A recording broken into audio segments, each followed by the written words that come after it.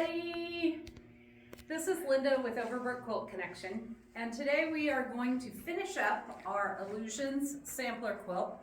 We're going to work on the borders. Now, I have already put the first border on, and the focus of this video is going to be lengthwise cutting for your outer border, but I'm going to talk through your first border. Okay. It tells you in the pattern, I think it's 8 or 9. I think it's 9 with the fabric strips out of this black that has just a little bit of grayish green in it. And when I seamed them together, I seamed them with a bias seam. And the reason I did that, number one, it distributes the bulk, but it also hides your seam a little better. It makes it to where your eye doesn't focus on one particular straight area. It kind of fools your eye into thinking that it's that there's not a seam there.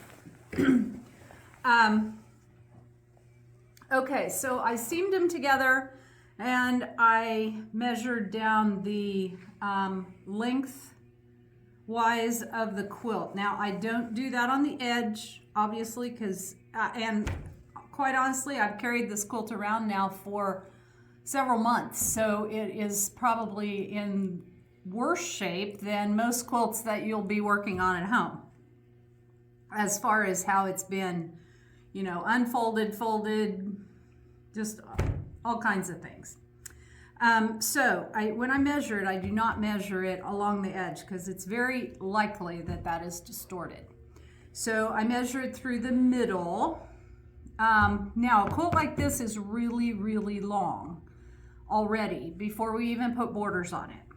So I want to talk to you about options for your borders. Things you might want to think about. If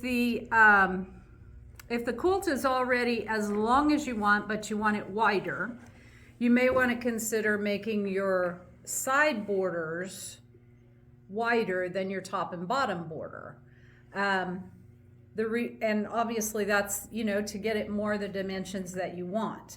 Now this fabric that you will be receiving will already be cut to a length that is long enough to do it all in one piece when cut lengthwise. But you can still adjust your width. So if you want your side pieces to be wider, just cut them wider, and then your next strip, because you'll be cutting 2 layers at a time, so you'll get both your side borders out of one strip, then both your top and bottom out of another strip, and then you'll cut your binding out of what's left. So you have some width to play around with here. So you can decide what size you want your quilt to be. For the most part, I mean, you have to be able to fit it within the width of your fabric. Okay, now for me, when I am, like I said, I take a measurement, and I usually do it in a couple of spots just to see how consistent I am in my size. And then I use that number to make sure I have enough length of my strips. And I do that whether I'm cutting it crosswise or lengthwise. It determines the number of strips I'm going to need. So I calculate my length and width to determine the number of strips I need. Of course, in the pattern, it tells you that you need 9. For the first border, that is. And then but when it comes to actually fitting it on, I actually lay my quilt out and I actually lay the border fabric right on top of it and smooth them both out to the same size, and then mark it at the edge and cut it off. And I'll demonstrate that. It's going to be a little bit difficult with one this big. Sometimes I use my floor, sometimes I use my bed. Just depends on what's, sometimes I use a design wall, but just depends on how big the quilt is. But with this one being long, we're going to have to go onto 2 tables, so it's going to be just a little bit difficult. But I'll show you when we get there. So like I said, I've already done my first border, and it, some of you that are more experienced may want to miter your corners. And I am not going to demonstrate that. I'm going to assume that if you know how to do that, you can make that decision on your own. But if you're doing two different widths, you can't miter your corners. All your sides have to be the same size in order for that miter to work. So if you're doing your borders different sizes, you definitely will have to do the version where you sew the sides on and then you sew the top and bottom on. And so then the corner just, this is your sides and this is your top and bottom, where the top and bottom comes all the way out over the sides. So that's what we'll be doing on this one, because I've already made the choice. This is how the pattern is written, and I'm doing mine like the pattern. So I will be showing you that version, but again, when you're cutting your own, you make your decision on how wide you want your borders to be. You'll also be making the decision about how wide you want your binding to be, because everybody kind of does their own thing with binding as well. Okay, I'm going to demonstrate how I sew binding on, how I make sure I get it nice and flat and not have a wavy binding after we've cut this out. All right, so let me move this out of the way, and I'm going to start talking about our outside border fabric. Now I've already pressed it. I pressed out my center line so it doesn't, mine was folded really wonky. I had some selvage edges that were flipped back, had some creases in it, so I just pressed all that out. And I'm not even worried that my edges don't line up. And the reason my edges don't line up, lots of times when you get fabric and it's off of the bolt, the two layers, kind of get, as they wrap it, they kind of separate from each other. And so by the time, you've taken some off, lots of times the two edges are not level or even with each other anymore. But I also make sure that I have it, and I'm sticking my fingers in between the two layers here. And I'm gonna show you what happens if I line my edges up. Okay, I'm lining these two edges up. Can you see how crooked that is at the bottom? That no longer lays flat, okay? So we want it to lay flat. So I'm sticking my fingers in between, and I'm holding each layer separate, okay? And I'm just gonna move it until it hangs straight and my two selvage edges are matched. And see, that's how it comes out. It's no longer even on the ends, but it's laying nice and flat with no ripples along the folded edge. Okay, for most fabrics, when you do that one end, the rest of it pretty much follows course. It will just go ahead and lay flat. But as you move along, if it doesn't quite lay flat, you may need to readjust again. Now, I am making sure that I have these selvage edges exactly on top of each other.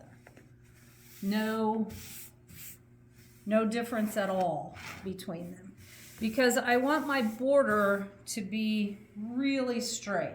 I don't want it to look ripply or wavy or uneven in any way. Also, I've noticed, and I don't know what yours will be like, but this particular bolt that mine came off of, the selvage is a little bit looser. It's a little bit ripply compared to the rest of the fabric. So, I mean, you want to cut your selvages off anyway, but this is that's going to become really important. So I'm going to cut back about 1/2 inch to make sure all that ripply is gone and not into my border. Okay, so I've got this laid out all the whole length. And I'm going to fold it, and I'm going to fold it a number of times. And I do that because I want to get it short enough. And I don't usually line them up on directly on top of each other. I kind of want to see the whole piece, if you will, or the whole length. So I didn't try and line my ends up, but I am trying to line up and make sure I don't have any folds inside this fold. So it lays pretty flat. And again, I have matched these edges as exact as I can. Okay, then I'm going to fold it up one more time. And again, I'm not going to try and match. But again, all these edges are really flat. I've flattened this out completely. And again, I'm going to make sure I don't have folds inside or any pleats or anything like that. Okay, so at this point it fits on one. I'm going to pull it down here so I can get behind it when I'm cutting. At this point it fits on one cutting mat. And I try and make it fit my ruler, but in this case I haven't done that, and I guess I don't really want to make it thicker because I'm already at 2, 4, 6, 8 layers, and I don't really want to go any more layers than that. And I'm already going to use my big cutter. So Amy's got, here at the shop we have a 36-inch ruler, which would be plenty long enough to do that.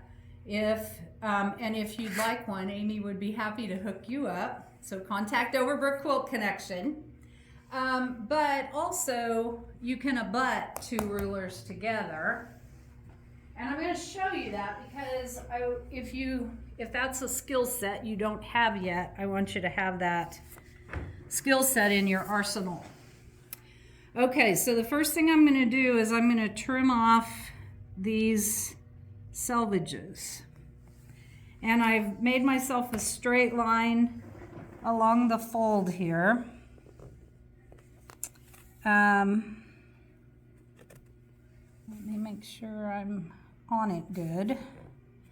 Okay, now I'm back from the edge and I'm going to abut this other ruler up, and when I run my finger along there, I don't want there to be any difference between them because I don't want to catch my blade on it. Okay, now I'm going to do like any other cutting, but I really want to be able to be on top of it, so don't have because I can get my shoulder weight, my arm, strength really on it to go through all the layers. So I'm going to put my ruler down and hang on really good, but I'm going to adjust my hands a bunch of times as I go.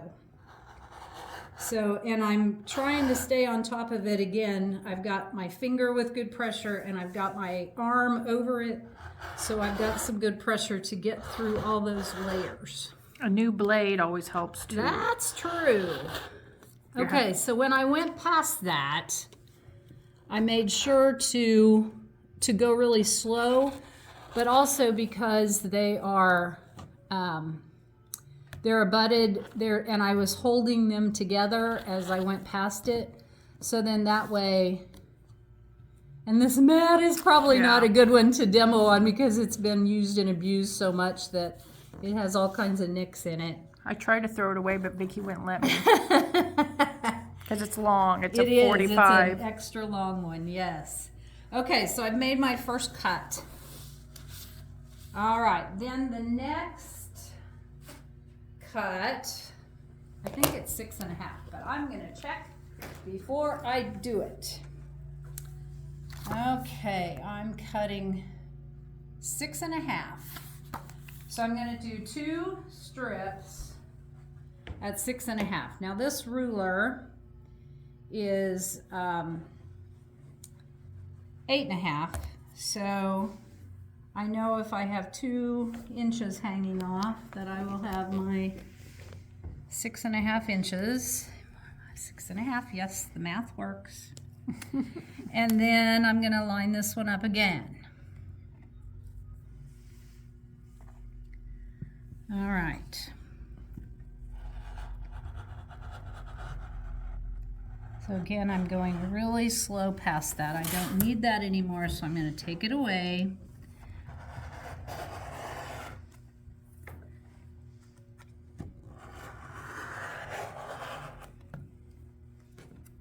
Now, I just, just make sure that as you, woohoo!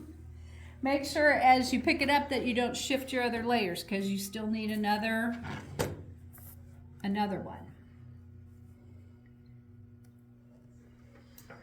I always used to think that lining both areas up. Yep. I used to think lengthwise cutting was so scary, but I've kind of gotten over that. Because it's like anything else, when you do it just in pieces,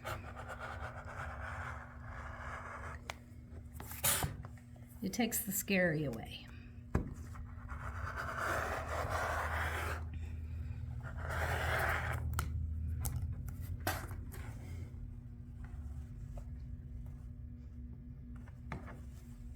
Okay, so I've got my 4 borders cut, just like that. Easy peasy. Okay, now their recommendation is for 2.5 inches for binding. I personally use 2 1/4, so I'm going to cut mine 2 1/4.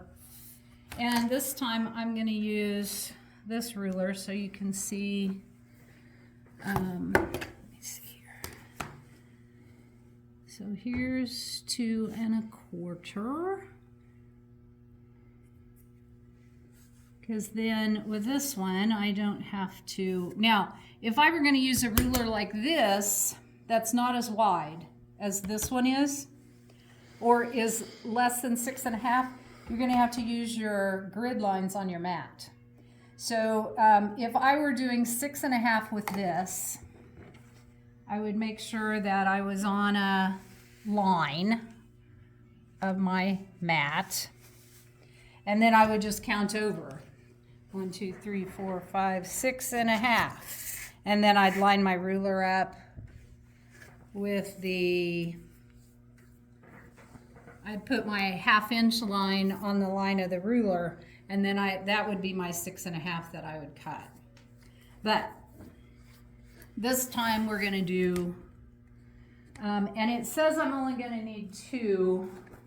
No, it says I'm gonna need 4. So I'll be doing this twice. I guess we do have a lot to go around, so it makes sense. I'm gonna need 4 strips.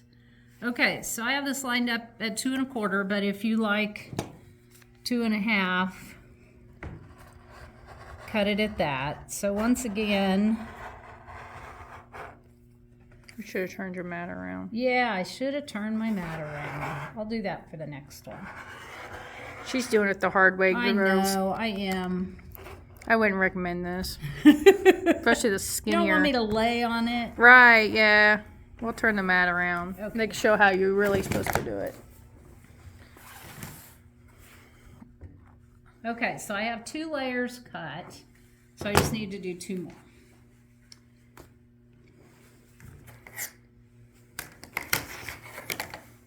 And by moving this around, I'm now gonna have to reset my Right. layers. I would have moved the somewhat. mat personally, but that's okay. Yep. Yep. We'll get her done. Yep. You had a nice left-handed method going. I did. I did. Watch how much easier this will be for her. Okay, so I got it on my 2 1/4. She looks so more relaxed. Yes, I am so much more relaxed. It only takes till the final cut to get there.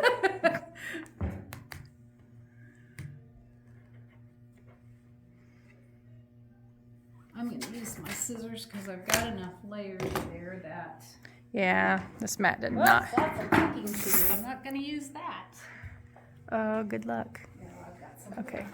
some little snips. But once the layers kind of start shifting, I hate to keep using my rotary cutter because it... Those are our favorite snippers. Yes, they are my favorite snippers. I love them because I don't have to find the finger holes. I just The spring.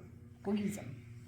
Okay, so I'm Crazy done. cuts, I think is what those called. So this was how much I had left widthwise by cutting it exactly like the pattern. I have about 8 3/4 inches left. So that's why I said you have some room to play around with if you want to make your borders wider or narrower. Okay, now we are going to, this is my binding, so I'm going to set my binding off along with my scraps, and we're going to, and I'm also going to get rid of these cutting mats, get them out of our way. All right, so if I were doing this at home, again, I'd probably put it on the floor. The floor here is so full of threads that I would never get them all off. But see, we have a little hump here, so that's going to be a little bit of a problem, but we'll deal with it. So,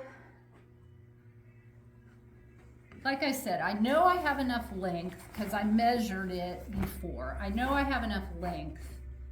I just don't know my exact length yet. And again, You want to start on the big maybe I taller will start table? on the big table. And Yeah, because I think you get more.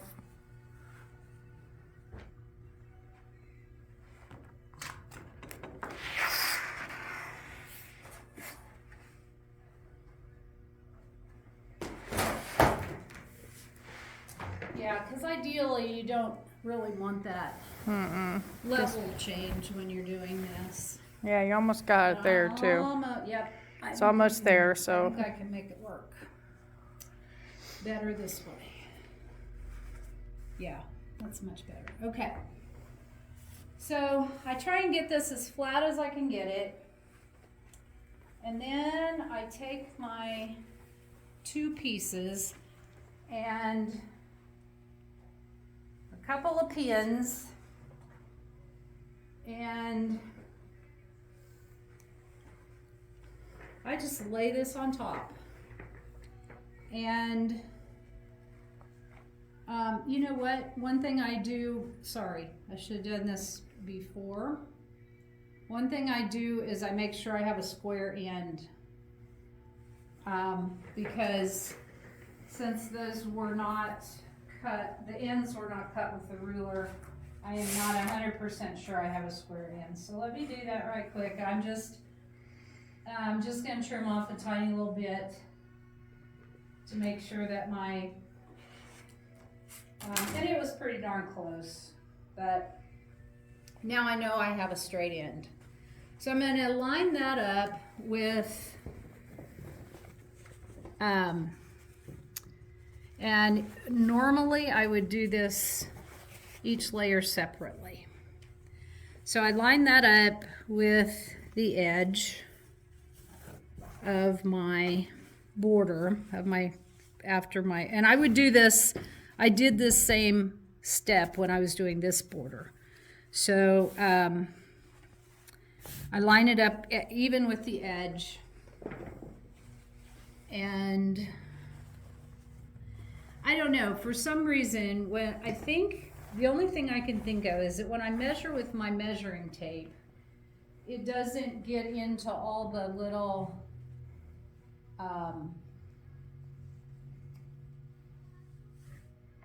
dips and hills that it just kind of, it lays on top more than when I have the fabric on top of each other. I don't know why, I just have better success. Now we've cut this lengthwise, so this does not have much stretch at all, not near as much as crosswise. So that for beginner sewers, that not having as much stretch helps with not having stuff get ripply on you. Well, doesn't really want to stretch as you go. So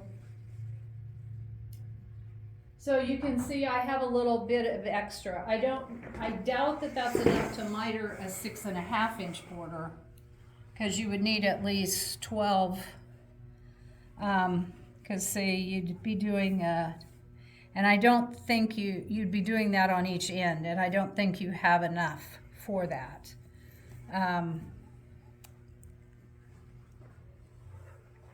Okay, so I've got these laid out. I'm just going to smooth them along with the quilt. So I know that I don't have any folds. I know that the quilt underneath does not have any folds, and it's going along with where this drops off to the other table. I can tell that it is not out straight with this going down. I can tell they're both going down. Okay, so then all I do is I pin where that edge is. And then I'm going to cut my borders just right on the outside of that pin. Okay, so I'm going to go ahead and do that.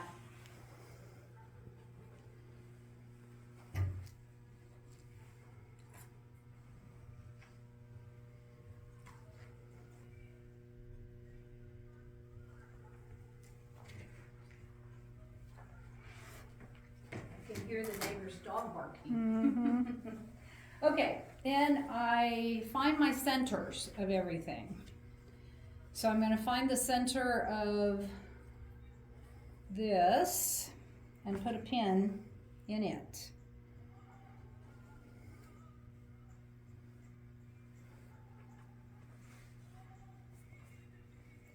And when I actually get over to the sewing machine, I'm going to go ahead and do that. I'll probably mark it in fourths because this is so long.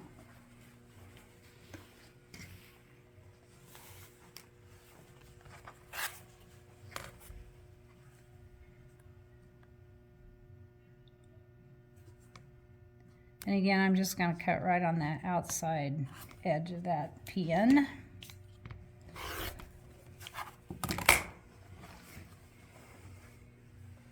All right, and again I will find my center. Now, lots of times I do not pin much, but since I'm doing it on camera and things, never work like you think they're going to work when you're working on camera, I'm going to go ahead and pin this. And I always sew with my border on top, because I want to control the tension, or whatever you want to call it, on my border. Hi everybody. We are doing this video when the shop is open, and we got customers, and so we took quite a break, and I went ahead and worked ahead some. So I'm gonna kind of walk you through what I've done so far, and then show you how I'm gonna finish the last two sides of the border. Okay, so when we stopped, I was getting ready to divide my border piece into fourths.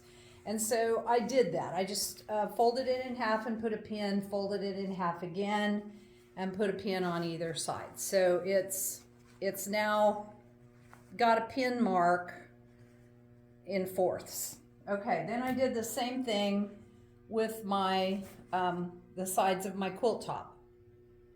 Now when we stopped, I was doing the sides. So I have already sewn the long sides on, and I've pressed them towards the outer border. So now I'm going to show you how I did that by doing the same thing with the top and bottom. So I go through and I pin match my center, and then I pin match at my quarters.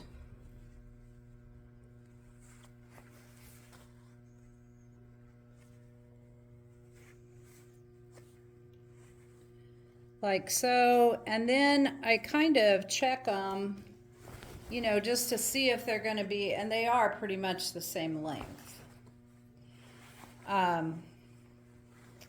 As I said before, I always sew with the quilt on the bottom and the border on the top. Now, this is the end I'm going to finish at. So I want it to be a really square corner. And so I'm going to you know, make sure that my edges are, that my edges match. But when I pin it, I am not going to pin it all the way out. The reason for that is if I'm going to have to ease anything in, I want it to be before the very edge. And I don't know if you've ever had this trouble before, but sometimes when I'm sewing the first two pieces on, the first two sides, it kind of seems to kind of contract after I press it, or it kind of leaves it just a little bit uneven there. This one has come out really well but sometimes I have a little bit of a, doesn't really match. So when I'm coming along here and my feed dogs are easing in the bottom and stuff, I just don't want it to try and draw that up real close to this edge. If it's going to draw anything up, I want it to be farther into the middle. That's a long way around saying that, I realize that, but that's what I was getting at. All right, so let me finish pinning on the last 2 quarters, and then I will show you how I actually sew this and how I keep my layers feeding at the same rate.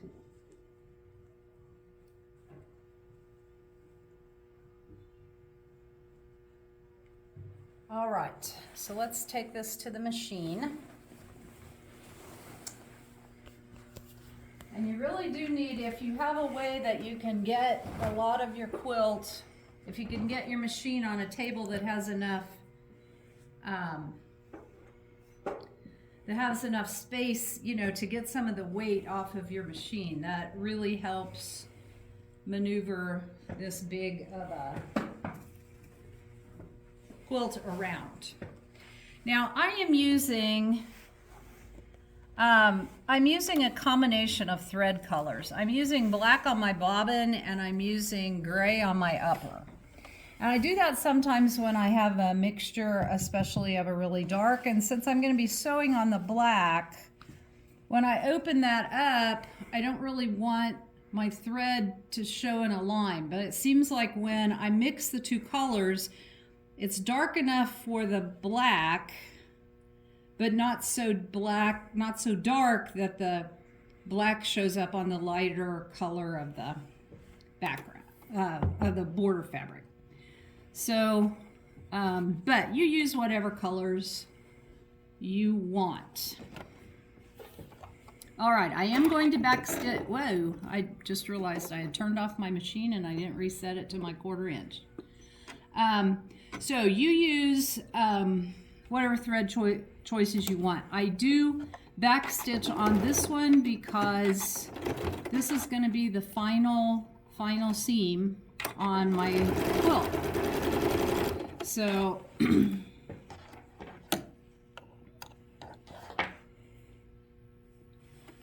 all right, so when I'm guiding it, Yeah, Amy will get around on this side so I can show you. When I'm guiding it, I'm not pulling on this edge. I'm pulling all the way back here where my seam is, because that is the most stable point. If I pull here, I'm liable to stretch that because it's or if I pull here. So I've got a finger right here on both sides, and I am keeping that taut, and then I'm just letting this kind of passively go over the top. I'm not keeping it so tight that I'm pulling it. I'm just keeping it tight enough that it's not, that it's laying flat. It's not, it keeps it feeding at the same speed, basically.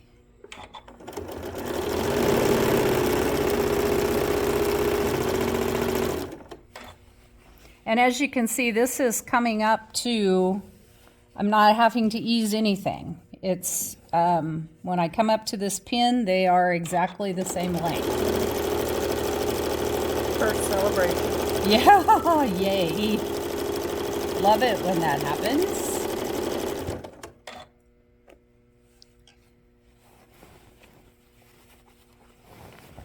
Now, if you want to pin it more often, absolutely do whatever you are comfortable with.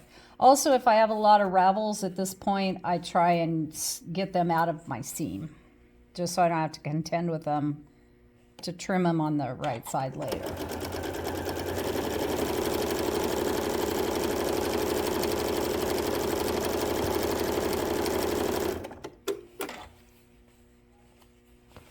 We have collected so many threads on this quilt, just moving it around.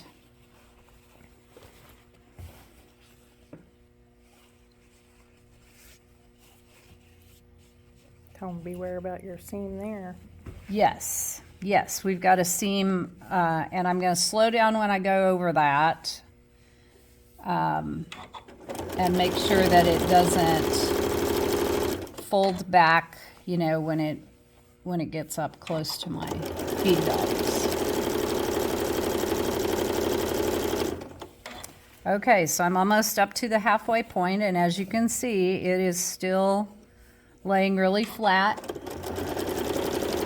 I'm not having to ease anything in.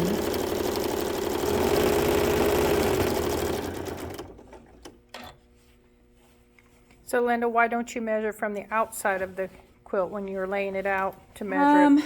Because if my, you know, there are times that my edges, the outer edge of my quilt is very straight. There's times it's really big, and there have been times when it's been a little smaller than the middle. So there are times when I do all of that I showed you and I lay it out, that when I get to the end, it still doesn't quite match. And you know what? I just let it do what it wants to do. And if I have one side that fits perfectly and one side that fits, I don't know, sometimes 1/8 of an inch or 1/4 of an inch different, I will trim it off if it's too long. Now, if it's too short, I definitely ease it in, but I try and ease it in throughout the middle portion of the quilt and not clear at the back end.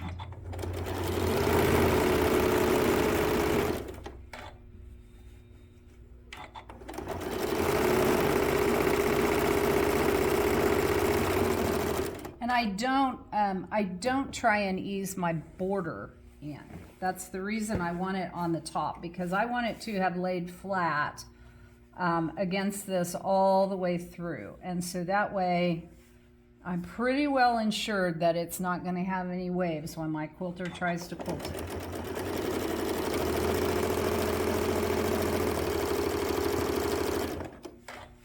And I know they're very thankful for no waves when they try to quilt.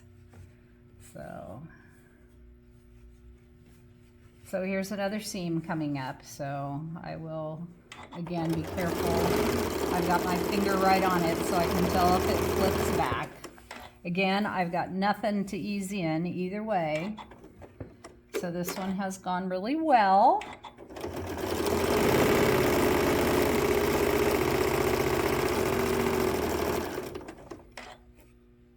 And so then again, this then is really square and I'm not gonna have to trim anything off. Yay, good job. Yay. And then I'll back stitch at the end because this again is the last seam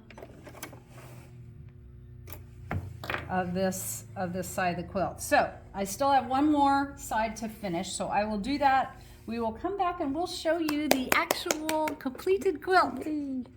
Ever perfect. Okay. All right, so as I'm getting to the end of this one, I sewed it exactly like the other one, which had no extra, but as you can see, this one's gonna have a little extra. So I'm just gonna let it do its thing, and then I will square it up at the end when I'm done. So let me show you. See, it's not very much, but I didn't want it to pucker, so I just let it do its thing. So after I press it, then I will line up my ruler, you know, to make a square corner and just trim that little bit off. But both sides are, the last two sides are done now. So let me press these and then I will show you the quilt done. All right, it's done. Woohoo! It's always so, there's always so much. I don't know, it just feels like this huge sense of accomplishment when you finish the last border on the quilt and it's all done. So I hope that these videos have been of assistance to you when you're working on this quilt, and I hope that you really like your finished product. Thanks so much for joining us.